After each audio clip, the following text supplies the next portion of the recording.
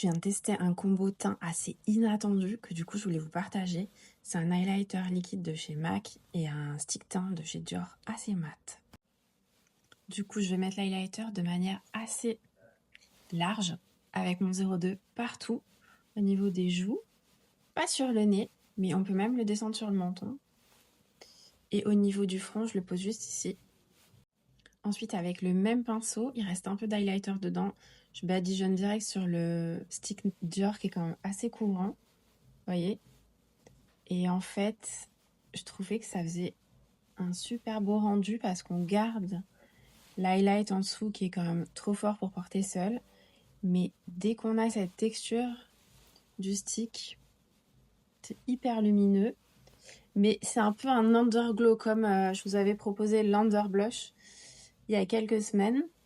Avec encore la même technique de mettre le blush avant le fond de teint. Et là, c'est l'idée de mettre l'highlighter assez fort avant un fond de teint qu'on croirait plutôt fait pour les peaux qui n'ont pas envie de briller. Et voilà, parfois on peut avoir des jolies surprises en mélangeant des produits qui ne sont pas faits forcément pour marcher ensemble. Pour les zones à couvrir, type les petites taches ou les petites imperfections ou le nez par exemple, on n'a pas forcément envie que ça brille. On prend le stick en solo avec un 03 propre et du coup pour ne pas avoir le rendu trop brillant qui serait contre-productif sur de la couvrance. Je mets une petite touche de blush rosé que je prélève toujours avec mon 02. On répartit des deux côtés et ensuite on balade. On vient faire un petit nuage de blush.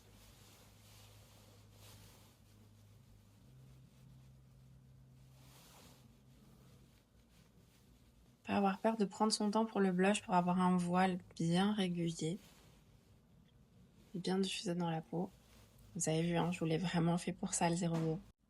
Pour terminer, une pompe d'highlighter avec le pinceau 03, vraiment toute petite quantité pour venir cibler les zones où on veut booster les reflets.